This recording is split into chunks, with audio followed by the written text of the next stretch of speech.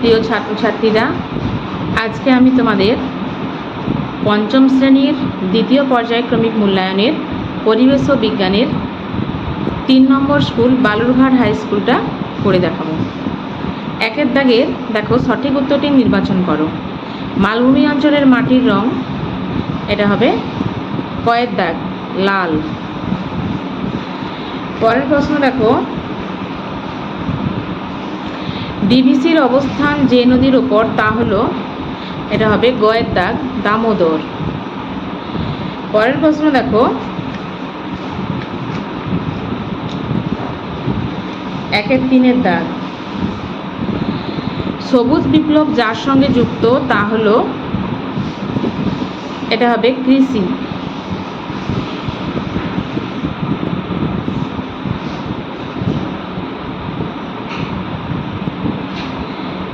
একের 4-এর দাগ, মাস্টারদা নামে পরিচিত ছিলেন, এটা হবে সূর্য সেন, ক্ষয়ের দাগ।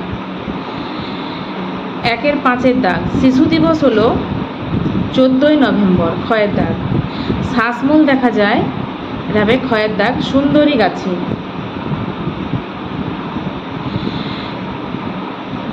আঁশ নেই এমন একটি মাছ হলো, এটা হবে ট্যাংরা, গয়ের দাগ।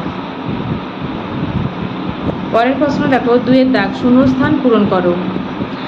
গরুর ড্যাশ সার হিসেবে ব্যবহৃত হয়, এই উত্তরটা হবে গোবর, গরুর গোবর। ড্যাশ ভারতের সংবিধান রচনা করেন, এটা হবে বাবা সাহেব আম্বেদকর, বাবা সাহেব আম্বেদকর। 2-এর 3-এর দাগ দেখো, উত্তরাখণ্ড রাজ্যের ড্যাশ হিমবাহের গোমুখ গুহা থেকে গঙ্গার শুরু, এটা হবে গঙ্গোত্রী হিমবাহের। 3-এর দাগ দেখো, বাম স্তম্ভের সঙ্গে ডান স্তম্ভ মেলাও। ভারতের সাধারণতন্ত্র দিবস, এটা কার সঙ্গে মিলবে দেখো, ঘয়ের দাগ 26শে জানুয়ারি। 3-এর 2-এর দাগ দেখো, 12 জানুয়ারি, 12 জানুয়ারি হচ্ছে যুব দিবস, এটা গয়ের দাগের সঙ্গে মেলাও। 23শে জানুয়ারি, 23শে জানুয়ারি হচ্ছে নেতাজির জন্মদিন, ক্ষয়ের দাগ। শিক্ষক দিবস, এটা হচ্ছে সর্বপল্লী রাধাকৃষ্ণনের সঙ্গে মিলবে, কয়ের দাগ। পরের প্রশ্ন দেখো, 4-এর দাগ, ডিভিসি এর পুরো নাম কি? আচ্ছা, ডিভিসি এর পুরো নাম হচ্ছে দামোদর ভ্যালি কর্পোরেশন। এটা তোমাদের বইতে 107 নম্বর পেজে রয়েছে।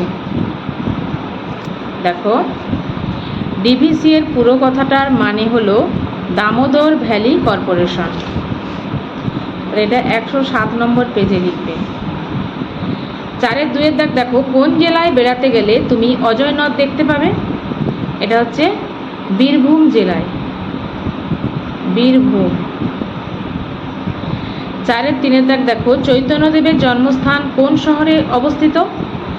না, নদিয়া জেলার নবদ্বীপ শহরে, লিখে নাও, নদিয়া জেলার নবদ্বীপ শহরে, নবদ্বীপ শহরে। পরের প্রশ্ন দেখো, মালদায় রেশম কীট পালনের জন্য কোন গাছ লাগানো হয়? না, এটা হবে তুঁত গাছ। কে বঙ্গভঙ্গের পরিকল্পনা করেছিলেন? এটা হবে ইংরেজরা, বা ব্রিটিশরাও লিখতে পারো, ইংরেজরা। একশৃঙ্গ গন্ডার কোথায় দেখা যায়? না, জলদাপাড়ায়।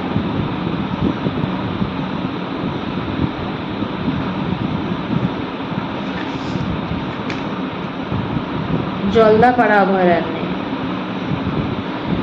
পরের প্রশ্ন দেখো, 5-এর দাগ, নিচের প্রশ্নগুলির সংক্ষেপে উত্তর দাও। বহরমপুর কেন বিখ্যাত? এই প্রশ্নের উত্তরটা তোমরা তোমাদের বইয়ের 79 পেজে দেখো। বহরমপুর মুর্শিদাবাদ জেলায় অবস্থিত, ভাগীরথীর তীরে অবস্থিত, রেশম শিল্প পিতলের বাসন তৈরির জন্য বিখ্যাত। পরের প্রশ্ন দেখো, 5-এর 2-এর দাগ, তিতুমীরের আসল নাম কি? তিনি কাদের বিরুদ্ধে লড়াই করেছিলেন? এটা তোমাদের বইয়ের 95 পেজে রয়েছে।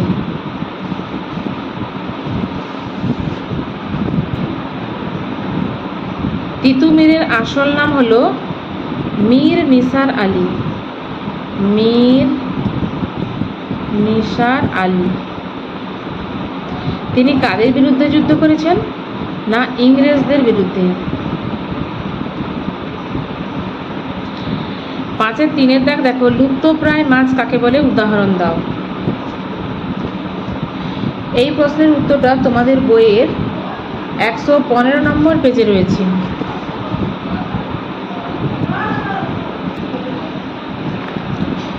খলসে, ন্যাদো, শোল, বোয়াল, কইয়ের মতো মাছের কিছু প্রজাতি সংখ্যায় খুব কমেছে। এইসব মাছগুলো হয়তো ভবিষ্যতে আর দেখাই যাবে না, স্বাদ জানা তো দূরের কথা, এগুলো লুপ্তপ্রায় মাছ। এখান পর্যন্ত লিখবে। পরের প্রশ্ন দেখো, 5-এর 4-এর দাগ, ম্যানগ্রোভ উদ্ভিদের 2টি বৈশিষ্ট্য লেখো। এটা তোমাদের বইয়ের 72 পেজে রয়েছে। ঈষৎ নোনা জল আর কাদায় জন্মায় এক ধরনের গাছ, তাদের 2 রকমের মূল, মাটির গভীরে যায় ঠেস মূল, তা গাছকে মাটিতে আটকে রাখে। এরকম পর্যন্ত একটা লিখবে। আরেকটা লিখবে, আর এক রকম মূল মাটি থেকে উপরে ওঠে, তার সাহায্যে বাতাস থেকে অক্সিজেন নেয় গাছ, তাকে বলে শ্বাসমূল। এই ধরনের গাছকে বলে ম্যানগ্রোভ জাতীয় গাছ। এখান পর্যন্ত লিখবে। পরের প্রশ্ন দেখো, রাঢ় অঞ্চলের কয়েকটি নদ নদীর নাম লেখো। এই প্রশ্নের উত্তরটা তোমাদের বইয়ের 66 নম্বর পেজে রয়েছে। দ্বারকেশ্বর নদ লিখতে পারো, শিলাবতী নদী, কেলেঘাই, কংসাবতী নদী, আচ্ছা মুন্ডেশ্বরী, এই নদীগুলোর নাম লিখবে। রাঢ় অঞ্চলে দেখো এই নদীগুলোর নাম রয়েছে, ময়ূরাক্ষী নদী, এইগুলো লিখবে।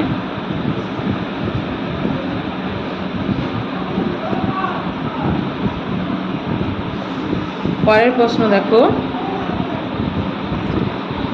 এই অঞ্চলের মাটির ধরন কেমন?